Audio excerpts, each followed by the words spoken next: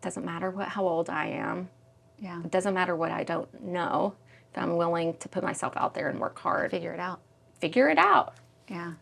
I think that's the biggest thing when you're at that age point is if you can just learn, like if you can make that connection of you don't have to have all the answers because none of us actually do. Right? But when you're 16, 17, 18, 19, you think you, or at least I, would look at these adults that had these successful careers or professions or lives, and I'm like, well, they got it all figured out. They obviously know what they were doing.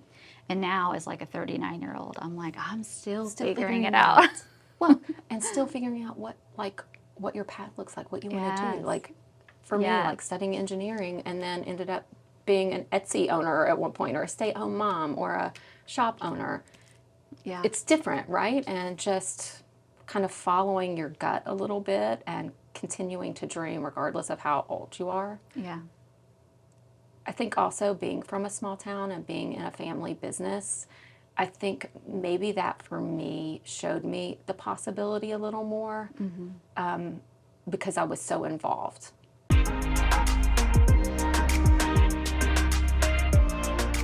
I rocked it. Right. But it was just such a change.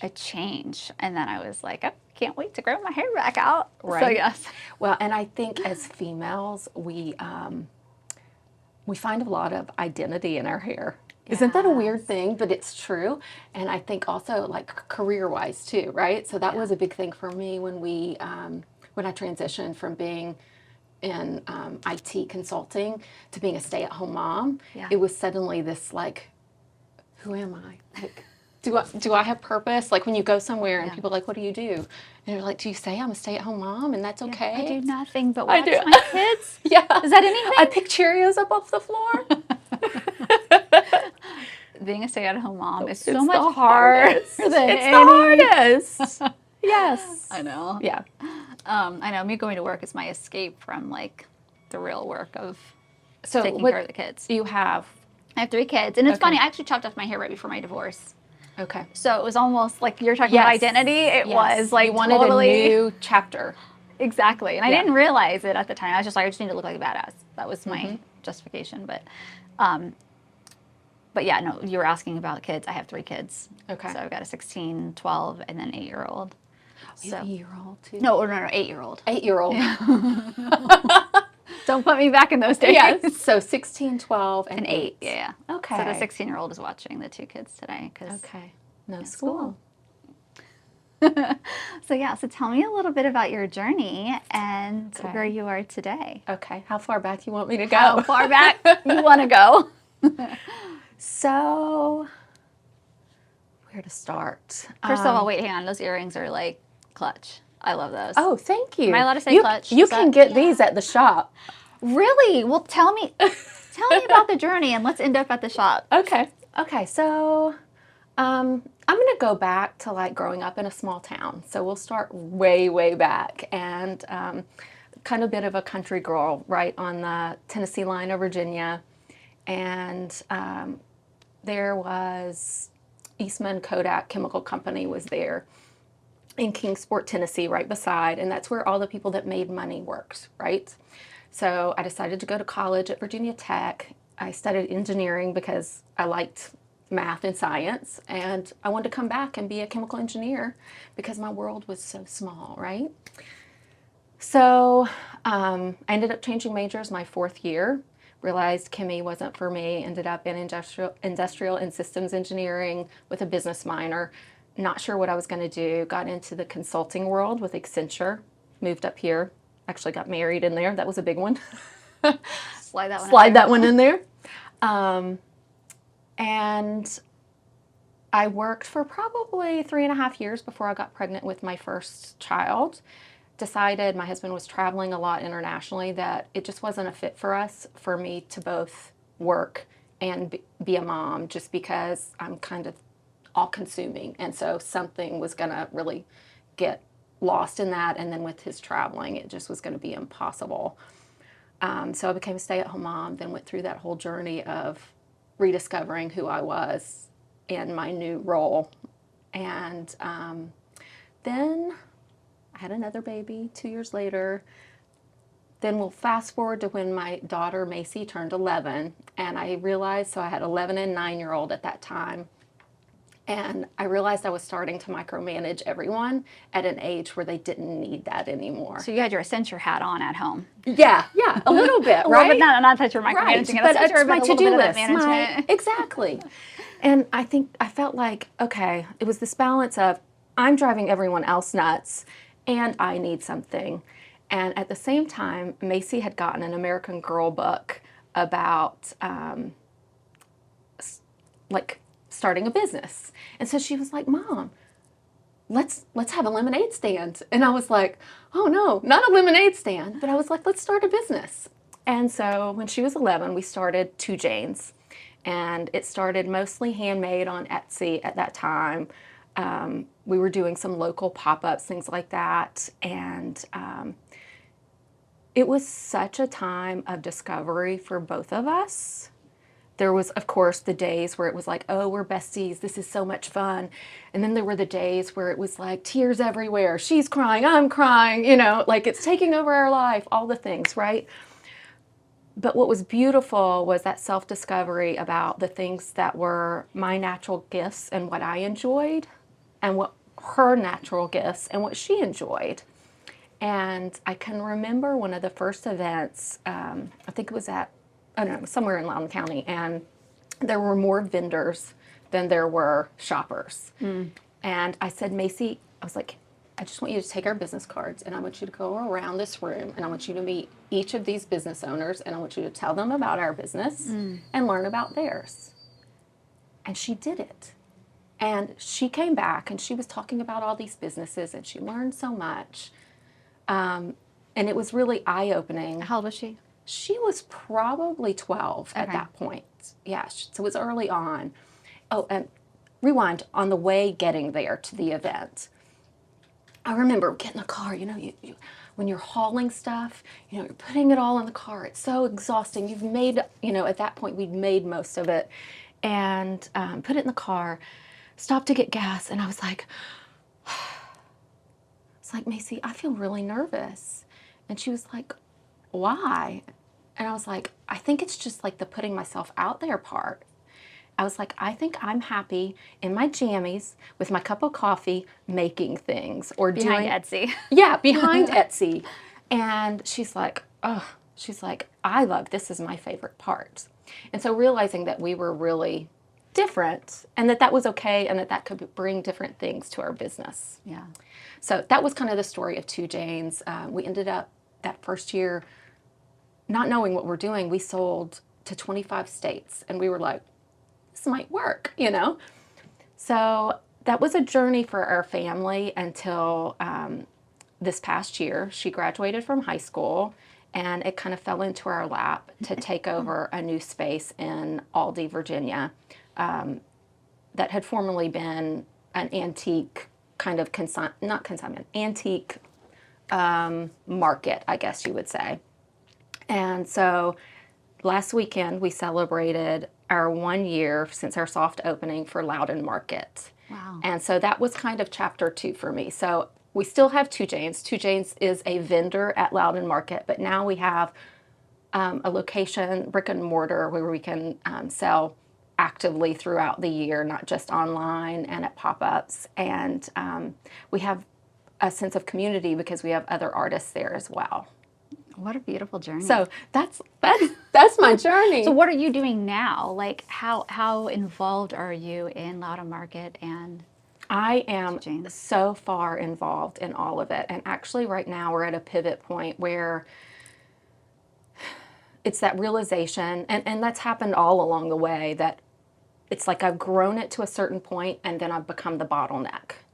And how do I get out of my own way when you want the control of your baby, right? Get out of your own way to actually scale your business. And so I think throughout the years it's just been putting more and more on top of it. And now it's like, this is how my husband describes it, who's very involved, but he's like, you have a balloon and you put all these things in the balloon, and if you're gonna expand in one area, you're pushing on another area. So we'll grow this, like this year, for example, Loudon Market increased in sales so much for us, but my Etsy shop decreased, right? So we're at this point where we realize how do you, rather than pushing and pulling from all the different revenue streams, how do you add air to this balloon so that everything grows? And so we've just hired a kind of a shop manager. I was going to say, what do you think the reason was the Etsy shop decreased in Purely sales? time. Yeah, Purely I was gonna time say, because your time, right? it was my time because of promoting it, the making. I'm doing the making right now. It's mostly collegiate Morse code jewelry. What did you say? It's mostly what? Collegiate Morse code jewelry. What? Explain it for viewers and for me. Yes, yes. What that is. So it was our Morse code jewelry is what we started that first year that sold so well. And at that time we were doing it more like sister's mom, things like that. Then we started getting custom orders. So, Morse code is the dots and dashes that translate to letters, and that's how you would communicate, right? So we assign the dots and dashes different colors, and that creates the bead pattern for like a pair of hoop earrings or for a pendant on a necklace. And so then it allows you to translate any kind of words. So if you wanted to say Aaliyah on it, we would translate that, then create your based on what colors you want, we would create that bead pattern. Where did you get that idea? It goes back to that first year. I think it was just looking like, I remember before we started, it was like, I wish somebody would just hire me to get on Pinterest all day. And so it literally was based out of inspiration, right? Like you'd see something similar, or you'd see how people were doing different things, and then you start it, and then you see what people gravitate towards and what they don't. And when it starts selling, you're like, oh, let's do Double more down of there. that. Yeah. And then it evolves and changes. Okay. So it really is getting into the collegiate. It's kind of like weddings and having babies. It's the things that happen every year. There's a new audience for that. And I think that's why it's been such a great seller for us, is people get so excited about their school spirit or about their kids and where they're going. Yeah. And there's a new audience constantly. It's smart. Yeah. So And unique. unique. Yes. So unique. Yes. Anyway, sorry, I just had to No, ask no, and no. I'm so clarify. glad to tell you. Yeah. Okay, so that's where you're at now. You just hired somebody to help with the Etsy shop. Actually, no, with the brick and mortar, with brick and Loudon mortar. Market. Okay, that's And who you're hiring. That was your bottleneck. we've got a lot of bottlenecks and a lot of room for growth. I always say, I don't need to hire people with ideas because I have plenty of those. Yeah. I need to hire people who can execute. Yes. And I did over this past year end up hiring someone to help with, well, it's different. She's more of a consultant. I call her my business therapist. And Those are greatly needed. it has been game changing. And early on, she realized that a lot of the conversations come back to conversations that my husband and I have had. Yep. He's an entrepreneur spirit, but he Yeah. works for the federal government. He's at that point in his life where he's at retirement age, so he could retire. Just itching to get out, but Yeah. he's like And still does in he it. come with me? Does he do something else? Yeah. I don't know. So anyway, so It's a she different meets with, therapist for that one. yeah, well, it's like marriage therapy and business consulting at the Yeah. same time. But so we have met together, and it's been really a year of growth in that perspective about kind of how we expand all the different areas, like with the Morse code jewelry, getting the collegiate licensing so that we can get into each of the schools. So that's a separate chapter from the brick and mortar. That'd Is be a great. separate chapter from our twojaynes.com website. And then also, what we're doing with events and things like that, and building kind of this presence in Loudoun County. So Wow. You are definitely got a lot that you're developing and building. And how old is your youngest? he is 17. He's so 17. So 17 you got and 19. Time now, though. Yes, I do. Right? Yes. Like, except for when they go to school, because then you're going to want to go, like, visit them at their... Yeah. Or will they but come and visit you? Both. Okay, Both. okay. Yes. Yes. So That's it is. It's a exciting. different chapter, and it's interesting too because there are three things I think in my business that from the very beginning have really been of value to me, and that's family, community, and fun. And so I grew up working in our hometown hardware store. My great grandfather started a hardware store that then was handed down to my grandfather, my father, and as I opened up Loudon Market this past year, my sister took over as fourth generation owner of our hardware store. So it's literally in your DNA. It's in my DNA. So talking about inventory and doing inventory this past month, that takes me back to being a child where we had a potbelly stove, and that was the heat in the building, and you're counting nuts and bolts and all those things. So it's the having family be a part of the business is kind of the way I was raised. And a lot of what I've created, or what we're trying to create at Loudon Market, revolves around that feeling of this small town business feel so talking about the potbelly stove, I can remember as a child, like there's some old theater seats behind it, like maybe a wood stool, a few things, and people would come in off the street daily, walk in, sit around the potbelly stove, and they would talk about what's going on in town. They would talk about what hay is for sale, what land is for sale, about how Mary's doing, or did you hear about so and so and so and so? Social media, right there. It was, and it became it just a hub for community. And so at Loudon Market, it's not this big, but we have a white marble table right off from our register that I call my potbelly stove. And it was very purposeful, because that's a lot of, when you're talking about retail, it's a lot of space where you could actually be selling things. Yeah. But foundationally in the market, I really want it to feel like a place where if you're driving by, you could stop in, and we have a little coffee bar, and we could make you a cup of coffee, we could have some tea, sit down and chit chat and talk about things. So while we're selling things, we also have our little potbelly stove, living room, all the things. So our artists, when they're there, so we work in shifts, and we try to have at least two at a time. We sit there and we have lunch there. We chit chat. Occasionally at 3 o'clock, we'll open some bubbles. But so that sense of community, fun, and family. I love that. And also, like, Loudon Market is a hub for helping other business owners succeed and thrive. Why is entrepreneurship important to you? I mean, I know you told me about growing up, it's part of your DNA, but just in today's world, why do you feel like that's so important? That's so interesting. And this may be evolving in my head right now even, but I think there's a part of me.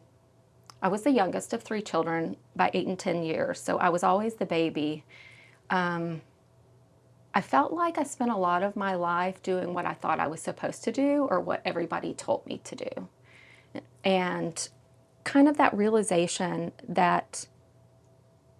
of self-identity, and that you can do and be whatever you want to do if you're willing to work hard enough. And I feel like there's enough room for all of us to succeed. And coming back to that fun component, it's more fun to do it together, right? Yeah. And to see people thriving and happy, and oh gosh, I guess too, thinking about, like, we all have gifts and we were all designed for certain things. For people to latch on to what that is, where they find their joy and what they're good at, and to create a business out of that, like, I feel like the world becomes suddenly a better place and a happier place. Yeah, so you can actually find fulfillment and fun in seeing other people's success and in your journey, career, your job, whatever you call profession. Well, and I love, I have a heart, obviously, starting with Macy when she was 11, and my son helps as well too. He's now bigger than I am, so it's this new thing, because we do sell furniture. I was going to say, he can moving boxes, and it's suddenly where we hit that point where it was like, oh my gosh, he can move more than I can. Yeah. Yes. But so, having a heart for seeing kids have that aha moment that, wow, it's not such this big thing that's unattainable. Yeah. Like, I really, the world is your oyster. You can do these things. So it was touching last year, 2 high school seniors from Freedom High School ask to do their capstone project with me.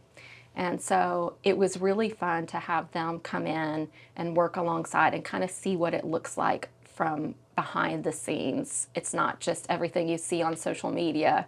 Yeah. You know, I can remember it was so funny because we had gotten a huge order of wholesale items in, and they came in one day and I was like, girls, I was like, it's a lot today. They walked back and they kind of were like, oh my goodness. And they're like, I can't believe you would be doing this without us.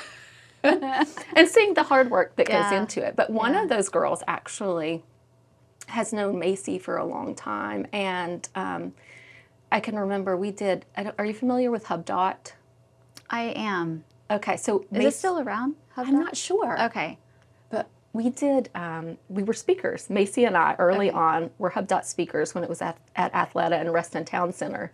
And this girl, Caitlin, she came at that point when we were talking about, you know, mother-daughter business, starting a business, all of that. And since then, I don't want to misquote it, but she's got more than 100,000 followers, I think, on her Instagram account where she sells upcycled clothing. Nice. She bought herself a Jeep. Wow. And to see that sort of aha moment that, yeah, it doesn't matter how old I am. Yeah. It doesn't matter what I don't know. If I'm willing to put myself out there and work hard. Figure it out. Figure it out. Yeah.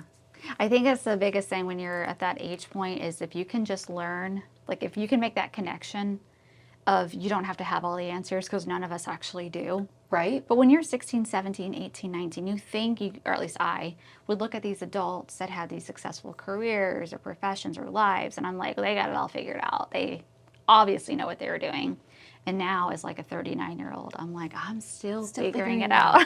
Well, and still figuring out what your path looks like, what you want to do. Like, for me, like studying engineering and then ended up being an Etsy owner at one point, or a stay-at-home mom, or a shop owner. Yeah. It's different, right? And just kind of following your gut a little bit and continuing to dream regardless of how old you are. Yeah. I think also being from a small town and being in a family business, I think maybe that for me showed me the possibility a little more because I was so involved. How does it feel when you go back? It's interesting. The perspective is different, right? I'm so excited to see my sister there. I know my dad, my grandfather, my great-grandfather would be so touched that she's carried it on. And I think she has big visions too. It's funny, thinking about her and pivoting.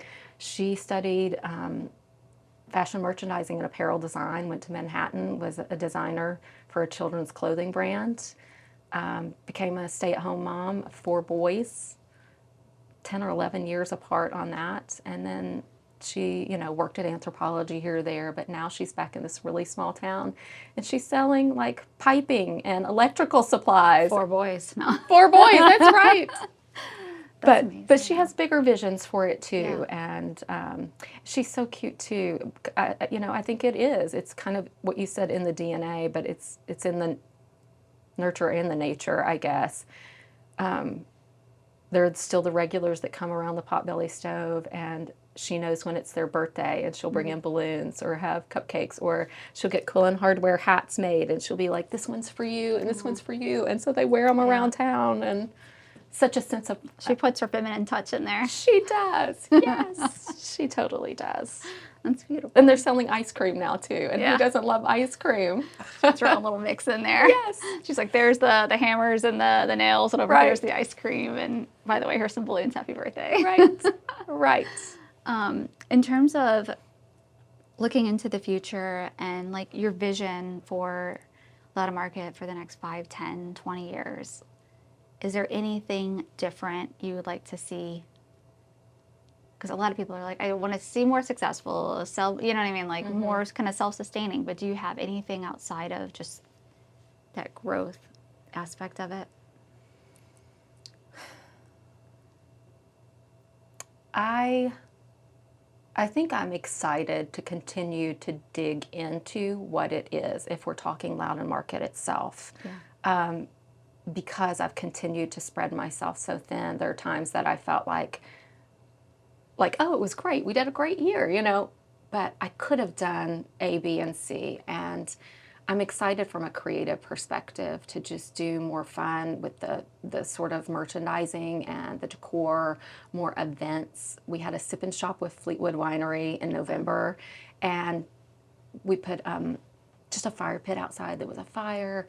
We had the wine. We had charcuterie from the Cornichon, and just that sense of community again, where people showed up and we had fun, and we also sold things, which is a part of the business and an important part. But really, my joy comes from people showing up and building community there where we're having a lot of fun. And so I think there could be, I have a vision for getting more artists, getting on a rotation where on a more regular basis we're featuring pop-ups in the shop, because that's fun and it brings a new offering. It gives people who are kind of me 3 years ago who needed a platform to kind of get their business out there, to give them that opportunity to come in and set up for something and see how it goes, sell things, show off their talents and their merchandise. So doing that more regularly.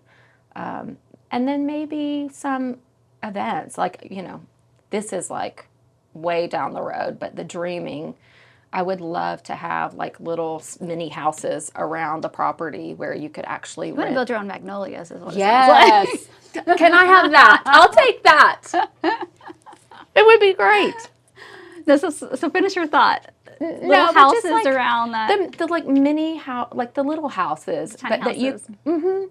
But like if you had, let's say in a parking lot, kind of like here's our main shop. If you had a row of those, and then you could rent them out like on a 6-month basis, so it would give people.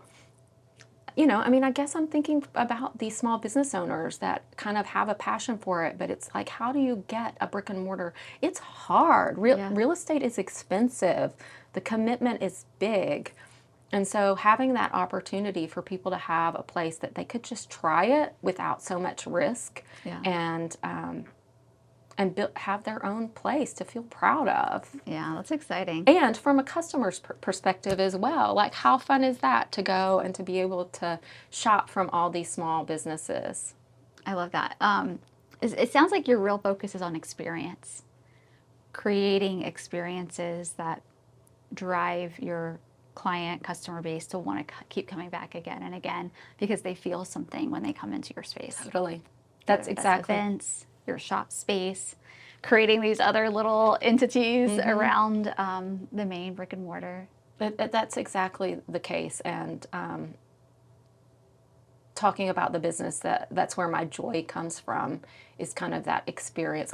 Actually, I can find the joy by myself when I'm sourcing and merchandising. I do love that.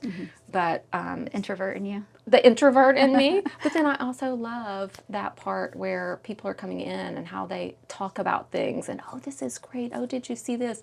Or two ladies come in and giggle over the funny coasters. And I think that was what I said the first year with Loudon Market, which was this past year when we were starting. I said, I'm not going to put pressure on myself to look at the numbers hard.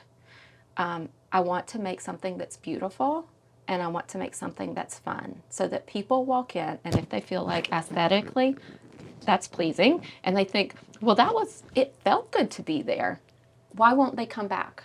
Yeah. Why won't they tell their neighbors? Yeah.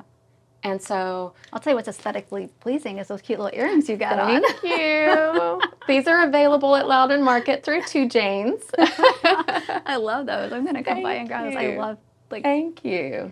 Understated but statement pieces. You know what I mean? They're not like too much in your face, but it's enough to be like, yes, exactly. And you know what? They're the sort of thing, I don't know if you find this with clothing sometimes too, that you don't really know how much you're going to like it till you get it home. Yeah. And then sometimes you're like, oh, this is perfect. You get it home and you're like, sometimes. So it was iffy when I first saw it, and then I put them on and I was in love with them. Yeah. And they're actually called disco balls. I was going to say they remind me of disco balls, but they're not. They're not flashy. Yeah. Yes. Exactly. Gee, you're trying to look at her earrings now, aren't you? I know. Are you? He's like, what do you think? Oh, and I'll have to tell you about this one too.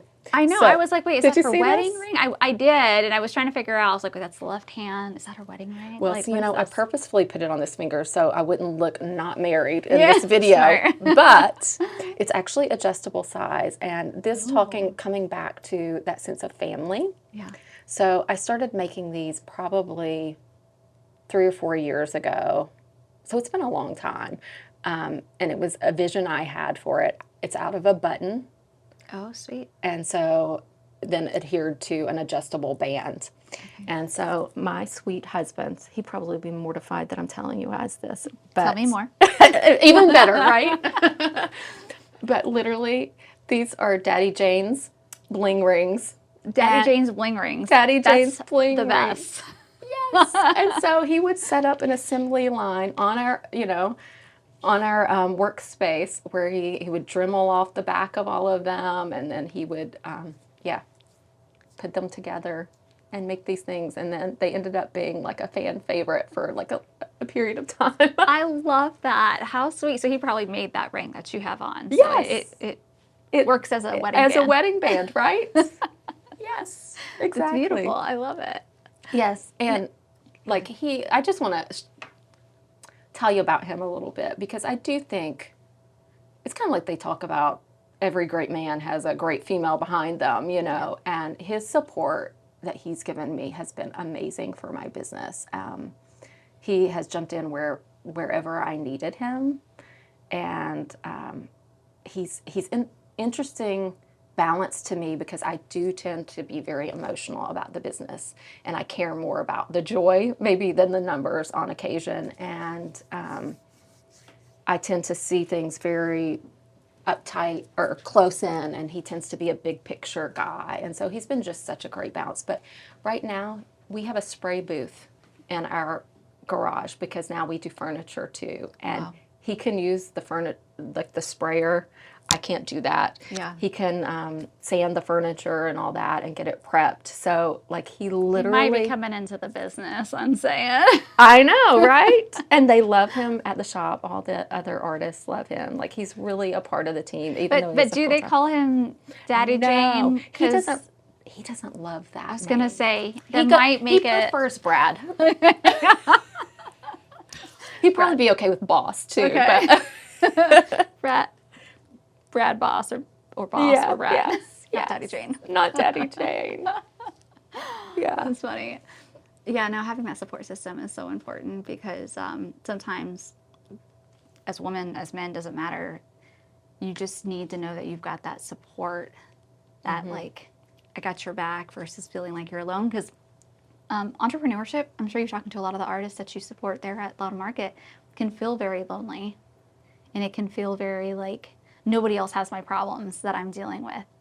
Whether it's like merchandising or counting inventory or, spending your Friday nights, Saturday nights looking at your social media marketing numbers or analytics. Right. Because it's so many hats. The gravity of it, of small business is large and heavy. It really is. Financially, the burden that goes on you is difficult. And, when you're in a larger business, you have so many people that can cover for you. Yes. When you're in a smaller business, ultimately everything falls on you, right? And I think that support can look like a spouse. It can look like family. It can look like some really great friends. Yeah. And it can also look like other small business owners. And, that's another vision I would love to see at Loud and Market is having, almost more of a weekly meeting for small business owners or for makers where you could come in and just have, muffins and mimosas. Sit around the potbelly stove table. Right. And feel supported. Yeah. Answer questions like, hey, I'm having a hard time with this. Who are you using for HR or accounting or whatever it might be? And just lifting each other up and helping each of us understand that there are highs and lows in small business, and that the best thing you can do is show up every day and keep marching forward, even when yesterday was hard. Exactly. And to know that the problems that you're dealing with, you're not alone. So many other people have those exact same. And I think that's the biggest thing is it's like it feels easier when you know these problems are not just your problems. It's like a lot of other people in your space are having the same challenges. So you're going to get through it. Right. Other people have. It's just a matter of like step by step.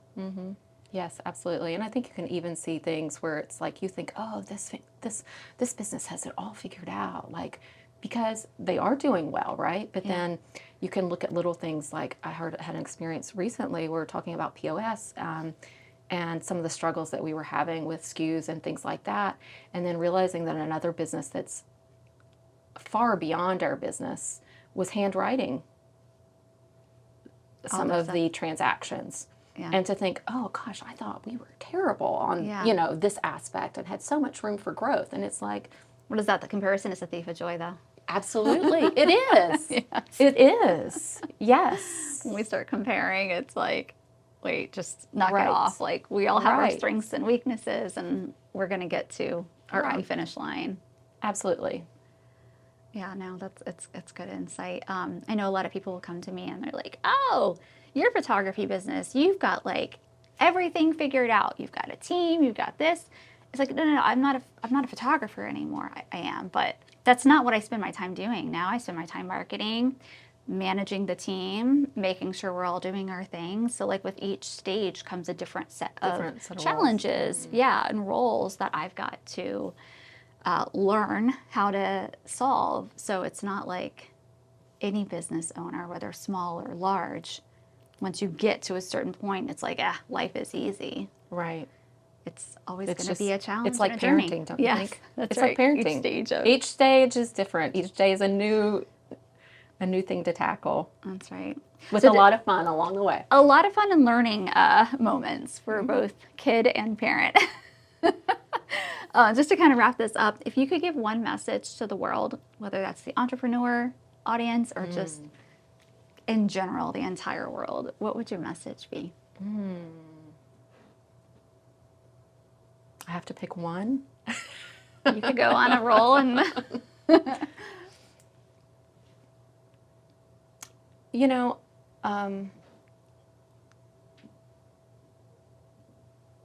I think that it's kind of, because I have a hard time picking one, it's kind of a few kind of tangled into one. It comes back to that idea of showing up every day, but also with putting a smile on your face and seeing the positives, because life is difficult, because yesterday may not have panned out the way that you expected it to. I believe that in life, regardless if it's in small business or if it's just in your regular, day to day, showing up each morning with a good attitude and just your presence, that life becomes a better journey for you and the people around you. I love that. Yeah. It's hard sometimes though, right? It is. Because if you haven't done it before, it's hard to just kind of take that on, but it's a journey. Yeah. Thank you so much for being on the show. Thank you. Such a pleasure.